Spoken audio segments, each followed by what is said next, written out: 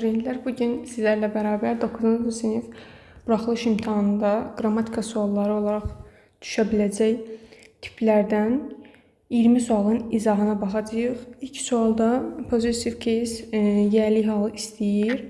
Yəlik hal biz bilirik ki, apostrof s və yaxud da ki, s apostrofla düzəlir. Və cümləmizdə women və woman sözlərini görürük ki, bunlar biz bilirik ki, kökündən dəyişən isimlərdir, kökündən dəyişərək cəmlənən isimlərdir. Bunların apostrofu, daha doğrusu yəliyi apostrof s ilə düzəlir. Ona görə burada D variantı və B variantı çıxır. Daha sonra burada these və that əvəzliklərini görürük ki, thatdən sonra cəm isim gəlməz. Women cəmdədir. Daha sonra these'dən sonra isə tək isim gəlməz. Woman təkdədir. Tək versiyada. Ona görə doğru cavabım A variantı olacaq. Bu qadınların çantası deyir, bahalıdır. Qadınların çantası. Burada yəlik görürük. Qadınlara aid bir yəlik. Daha sonra modal feil. Modal feildə bildik ki, kəndən sonra to gəlməz. Have-in inkarı, belə deyim, have to-nun inkarı özü ilə düzəlməz. Do, did, does-la düzələrdi. Don't have to olardı. Daha sonra might-dan sonra to gəlməz. Cümləmizə baxırıq. Bu cümlə bizə açar rolunu oynayır. Deyir ki, the exam is tomorrow. İmtahan sabahdır. You study hard tonight. Deyir ki, bu gecə sən gərgin çalışmalısan. Gərək çalışmayasan olmaz. Mənaya görə doğru cavabımız B variantıdır. Üçüncü suala baxırıq. Deyir, passive voice seç. Passive voice bilir ki, to be plus past participle to və yaxud da ki, have has-dən sonra bitmiş zamanın məhsulu. Have has-dən sonra being gələr, daha sonra past participle to gələr.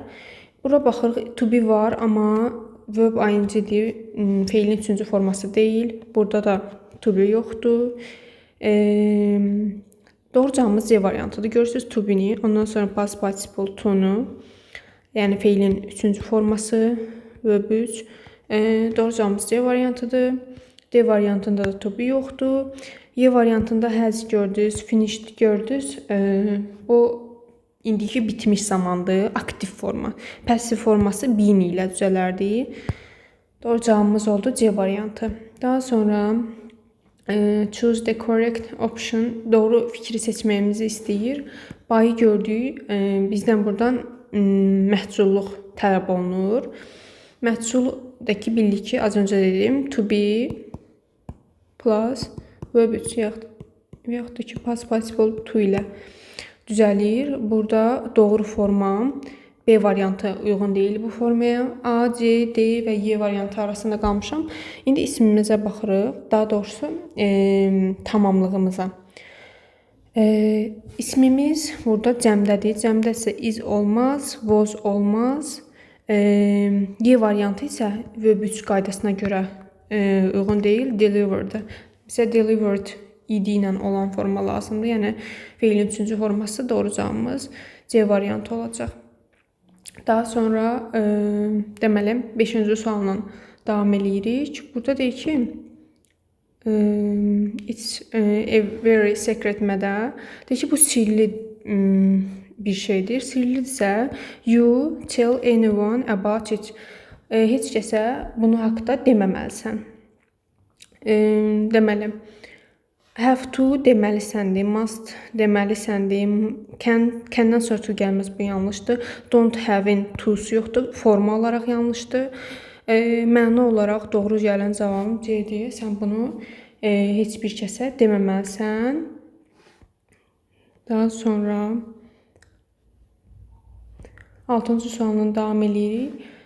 Burada yeni doğru bir fikri seçməyimizi istəyir.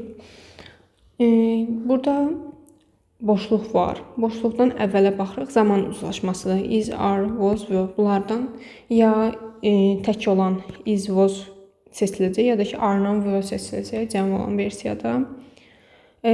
Deməli, Görürük ki, student gəlib isim olaraq, sonra furniture gəlib. Apostrof S varsa və yaxud da S apostrof, bundan sonra gələnə baxırıq. Uşaqların, belə deyim, bu otaqdakı uşaqların mebelləri.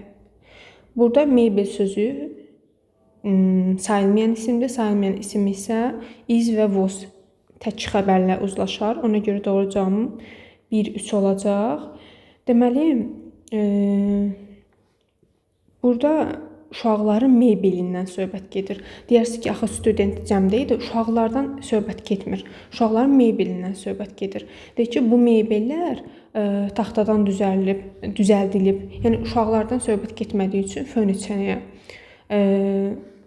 uzlaşdırırıq xəbərimizi furniture ilə. Daha sonra 7-yə baxırıq. Yenə passive voice istəyir, yəni ki, məchul hal, məchul xəbəri istəyir bizdən. Are painting, bu indiki davam edicidir. Was repaired, bu to be plus verb 3, bu doğru cavabımızdır. Burada to be'm yoxdur. Burada da to be'm yoxdur. Will go isə aktiv formadır. Will'in isə məchulu will be ilə düzələr. Bu şəkildədir. Gələcək zaman məchulu. Doğru cavabım B variantıdır. To be və past participle to. 8-ci sualda isə definition sualdır. Talkative, söhbətçi adama deyilir. Yəni ki, talking a lot, çoxlu danışan. Polite, nəzakətlidir. Having good manners and being kind, yəni mehriban olan. A variantı. Generous isə səxavətli, əl açıq. C variantı. Yəni ki, happy to give more money, çoxu pul verməyə, daha çox pul verməyə xoşbəxt biri. Uzlaşmayı, daha doğrusu variantlar da ki, A variantı olacaq uyğun cavabımız. Daha sonra 10-cu suala, daha doğrusu 9-cu suala baxırıq. Burada yenə possessive case, yəli hal, children's toys. Az öncə dedim ki, kökündən dəyişən isimlərin yəliyi apostrof S olar. Child, children. Yenə apostrof S. Burada ümumiyyətlə apostrof yoxdur. Burada da eyni şəkildə elə bir dənə doğru cavabım qalır. Children's toys, uşaqların oyuncağı. Sonra yenə uzlaşma. The advice he gave me. Advice məsləhət deməkdir. Sayılmır. Advice hansı məsləhət, hansı məsləhət? He gave me. Onun mənə verdiyi məsləhət very useful. Faydalıdır. Orada dır deyir. To be-mizdə. Yəni is və was. Faydalıdır, faydalı idi. 1-3 doğru cavabım C variantı. Advice sayılmır deyə tək xəbərlə uzlaşacaq. Daha sonra the house, yenə by gördük. By varsa məchulda olacaq. Built aktiv formadır. Məchul artıq bilirik necə qurulur. House təkdə deyə v olmaz. Daha sonra in 1990. Burada isə keçmiş zamanda olduğunu görürük. Is olmaz. Was build olmaz. Verb 3 deyirik. Build'dır. Doğru cavabım elə B variantı olacaq. İkinci tərəfdə, yəni bu da keçmişdədir. Bu da keçmişlə uzlaşacaq. Gave. Daha sonra burada deyir choose the correct option.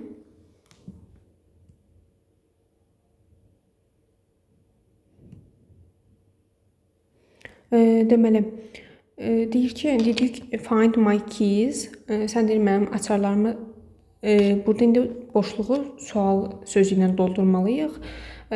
Under the table, stolun altında. Deyir sən mənim açarlarımı, who kim deməkdir, why nə üçün, what nə və ya harada, which isə hansı, harada tapdın. Under the table, yəni stolun altında. Daha sonra burada yenə belə deyim, definition yazacağıq. Yəni burada bizə peşələr verib. Bunu açılışın yazmalıyıq. A person who helps people with their health. Deyir, onların sağlamlığı ilə bağlı kömək eləyir. Sağlamlıqla bağlı kömək eləyən doktor olacaq. Daha sonra there is old bridge. Burada old ən old olardı. Old olmaz. Bridge körpü deməkdir və təkdədir. 2 dənə ismim var, bridge və river. Burada məhsulluq görürük. Yəni məlum bir körpüdən, məlum bir çaydan söhbət getmir. Ona görə müəyyən artiklı gəlməz, the artiklı gəlməz. There is an old bridge over a river. Yəni belə deyim, çayın üstündə bir körpü vardı. Bu mənada gəlir. Doğru cavabımız C variantı olacaq. Daha sonra 15-ci suala baxırıq. The letter was written gördünüz. Məchulluq var. Məchul varsa by ilə işlənəcək. By deməli məktub mənim bacım tərəfindən yazılmış. Tərəfindən sözü bydır. Bilirik ki, bu arada məchsulla cümlə qurarkən işi icra eləyənin qarşısında by işlənməlidir, tərəfindən sözü. Bu olmasa məchsulluq yanlış olur. Yəni o cümləni doğru şəkildə götürmürük. Bacım nə ilə yazıb? A blue pen. Nə ilə dedim də. İlə isə withdir, of deyil. Y variantı yanlışdır. Doğru cavab B variantı olacaq. Daha sonra yenə definition sualı. Brave, qoçaq, selfish, egoist, curious isə maraqlanandır. Wanting to know or learn about something. Nəyinsə bağlı öyrənməyə can atanda, yəni maraqlanan, istəyir öyrənməyi. Bu A variantı bura keçəcək. Not afraid of dangerous, yəni təhlükədən, çətin situasiyalardan qorxmur, yəni qoçaqdır, brave. Selfish isə egoist, caring only about yourself and not others. Digərlərinə maraqlanmır, ancaq özünü düşünür. Bu da selfish. B, C, A. Doğru cavabımız A variantı. Yenə bizə nə deyir? Close meaning, yəni sinonim. Fast, slow, sürətli, yavaş, böyük. Doğrudur. Böyük, ikisi də böyük anlamına gəlir. Poor, rich, varlı, daha doğrusu kasıb, varlı, zəngin. Cheap, ucuz, expensive, bahalı, zəif, güclü. Bunlar antonimlər. İndi isə opposite istəyir, yəni antonimləri. Beautiful, ugly, gözəl, çirkin. Opposite, clever, smart, ağıllı, ikisi də ağıllı deməkdir. Noisy, quiet, səsküylü və sakit. Simple, easy, sadə, asan, bunlar isə sinonimdir. Doğru cavab 1-3 olacaq. Daha sonra the news on the television were shocking today. Xəbər, televiziyada göstərilən deyir xəbər. Yəni şok verici idi də. Xəbər, news. Buradakı S-i görüb aldanmayın. News sözü təkdə işlənir. R olmaz, V olmaz. Doğru cavabım 1 və 2 olacaq. Həmçinin 5. Will be. Bilirik ki, xəbər təkdədir və will be isə həm cəmlərlə, həm təklərlə cansız olanda həm o, həm onlar ilə uzlaşır. Ona görə 5-də doğru cavabdır. Will be very shocking. Amma will olsaydı yanlış olardı. Çünki will'dən sonra feil gəlir, will be-dən sonra isə sifət gəlir. Yəni very shocking. Şok verici idi, olacaqdı. Şok vericidir indiki zamanda, keçmiş zamanda və gələcək zamanda. Daha sonra choose the correct option, yenə doğru fikir istəyir. I was very tired. Çox yorğun idim. I went to bed early. Mən deyir, yatağa çox tez getdim. Yatmağa çox erkən getdim.